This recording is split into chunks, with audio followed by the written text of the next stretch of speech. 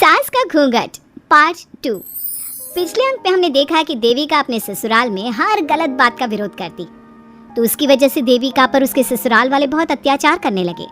एक दिन देविका ने सचिन से कहा, सचिन, मैं तुम्हारे घर में नहीं रह सकती, तुम मुझे आज ही मेरे घर शहर भेज दो, मैं अपने मम्मी पापा के पास रहूंगी। क्यों देविका, तुम शहर क्यों जाना चाहती हो?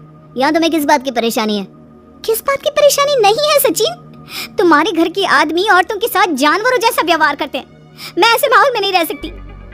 देखो देविका, तुम्हें यहीं रहना होगा, तुम्हारी शादी मुझसे हो गई है, अब मैं तुम्हारा पति हूँ और यही तुम्हारा घर है। अच्छा, तो तुम्हें याद है कि मैं तुम्हारी पत्नी हूँ? जब तुम्हारे पिताजी और चाचा जी मुझे एक एक हफ्ते के लिए कमरे में बंद कर देते हैं, तब तुम्हें क्यों याद नहीं आता कि जो औरत कमरे में बंद है वो तुम्हारी पत्नी है? जब तुम्हारे जीजाजी और भाई मुझसे बदतमीजी से बात करते हैं, मुझे खाने के लिए कुछ नहीं देते, तब भी तुम्हें याद नहीं आता कि मैं तुम्हारी पत्नी हूँ? देखो देविका, तुम बेकार की बातें मत करो, तुम यहाँ ढंग से रहोगी, सबकी बात मानोगी तो कोई तुम्हें कुछ नहीं कहेगा। इस तरह जानवर की तरह रहना, ढंग से रहना है तो सॉरी सचिन, मैं नहीं रह सकती, मैं आज ही अपने घर जाऊंगी। ये बोलकर देविका अपना सामान पैक कर लेती है और घर से जाने लगती है। सचिन भी उसके पीछे पीछे चलता है और उसे समझाने की कोशिश करता है। जब ये सब जोगिंदर ने देखा तो बोल पड़ा, बहू, यह सब क्या हो रहा है? कहाँ जा रही हो? सचिन, बताओ अपने पिताजी को कि कहाँ जा रही हूँ मैं। तुम्हें शर्म नहीं आती अपने पति का नाम लेते हुए? मैं अपने पति का नाम ले रही हूँ, इसमें आपको क्या परेशानी है? आपका नाम तो नहीं ले रही हूँ ना? देविका, ये किस तरह से बात कर रही हो तुम पिताजी से? जिस तरह से करनी चाहिए उस तरह से कर रही हूँ बात। इससे अच्छी तरह से मैं तुम्हारे घर के किसी भी आदमी से बात नहीं कर सकती। तीनों की बात सुनकर घर के बाकी लोग भी वहां आ जाते हैं। तभी जोगिंदर कहता है, हमारे घर की औरतें अपने मर्दों का नाम नहीं लेती। तुम्हारे शहर में होता होगा, लेकिन हमारे यहाँ पर ऐसा कुछ नहीं होता। बहू, सचिन तुम्हारा पति है, तुम उसका नाम मत लिया करो। तुम अपने पति का नाम लेने की जगह ए जी, ओ जी, सुनो जी कहा करो। पति ना परमेश्वर होता है। तो परमेश्वर का तो हम नाम लेते हैं।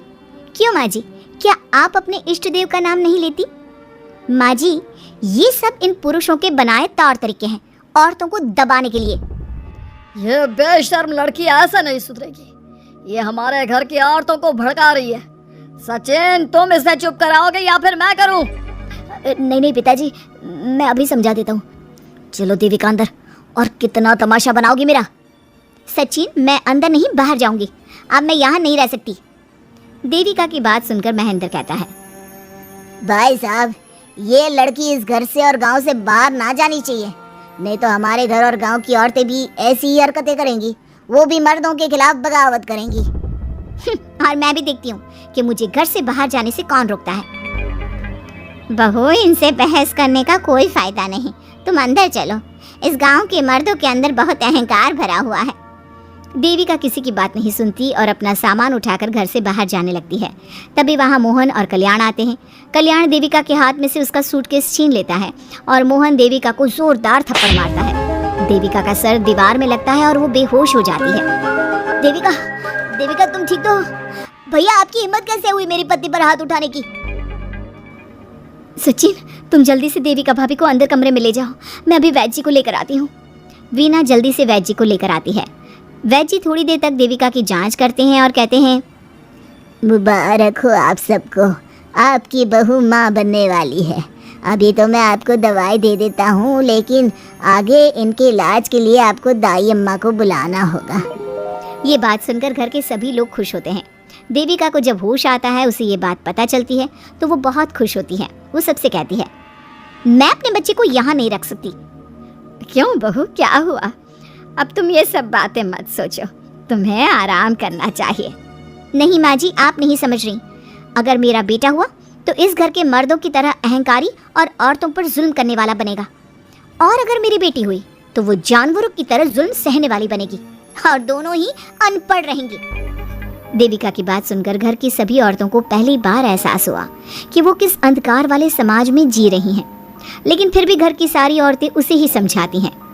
बहू देखो, तुम्हारी बात सही है, लेकिन तुम इस हालत में सफर नहीं कर सकती। हाँ बहू, तुम यहीं रहो, अपना और अपने बच्चे का ख्याल रखो। देखो ना देविका भाभी, हमें बिल्कुल भी पढ़ना लिखना नहीं आता, अपना नाम भी नहीं लिख पाते, तो आप मुझे थोड़ा पढ़ा दीजिए ना। देविका, तुम्हारी बातें सुनकर पहली बार हमें एहसास हुआ है कि कैसे माहौल में हम जी रहे हैं। तुमने हमारे अंदर उम्मीद की नई रोशनी पैदा की है। यहाँ से मत जाओ तुम। देविका ने घर की औरतों की बात सुनी तो उसका दिल पसीज गया। उसने गांव में ही रहने का फैसला लिया। वो अपने घर की औरतों को रोज पढ़ाती, उन्हें अपने अधिकारों के बारे में, देश के बारे में बताती। इसी तरह कई दिन बीत गए और एक दिन सुजाता ने सचिन से कहा, सचिन, देविका की तबीयत ठीक नहीं, तुम जल्दी जाकर दाई अम्मा को बुला लाओ ना। भाभी, दाई अम्मा क्या कर लेंगी? आप किसी डॉक्टर को बुला लो, मेरी तबीयत ठीक नहीं है। देविका, गांव के लोग डॉक्टर पर भरोसा नहीं करते। दाई अम्मा बरसों से ये काम कर रही है, वो तुम्हें ठीक कर देगी। सचिन, तुम्हारे घर वाले अनपढ़ हैं, तुम तो पढ़े लिखे हो ना, देख नहीं रहे मेरी हालत क्या हो रही है। तभी तो बोल रहा हूँ, समय बर्बाद मत करो, मैं अभी आता हूँ। सचिन दाई अम्मा को बुलाकर ले आता है। दाई अम्मा घरेलू नुस्खों से देविका का इलाज तो कर देती है। कुछ समय के लिए उसकी हालत भी स्थिर हो जाती है, लेकिन वो पूरी तरह से ठीक नहीं होती। फिर देविका सचिन से कहती है, सचिन, मुझे समझ में नहीं आ रहा, तुम मुझे डॉक्टर के पास क्यों नहीं ले जा रहे? मैं माँ बनने वाली हूँ और मुझे ये भी नहीं पता कि मेरा हेमोग्लोबिन कितना है। दाई अम्मा कर रही है ना तुम्हारा इलाज, लेकिन दाई अम्मा को कुछ समझ में नहीं आ रहा कि मेरे साथ क्या हो रहा है। अगर देखो तुम मुझे नहीं लेकर गए ना तो मैं खुद ही चली जाऊंगी। अगले दिन देविका की तबीयत दोबारा बिगड़ जाती है और दाई अम्मा के किसी भी नुस्खे से वो ठीक नहीं हो रही थी। देविका ने सारी हिम्मत जुटाई और वो अकेले ही डॉक्टर के पास जाने लगी। उसे देखकर मोहन कहता है, बहू, इस हालत में कहाँ जा रही हो? आप लोगों के भरोसे रही ना तो आप लोग मुझे मार ही डालोगे। डॉक्टर के पास जा रही हूँ मैं। बहू, तेरा दिमाग तो ठिकाने पर है। हमारे घर की औरतें मर्दों से इलाज नहीं कराती।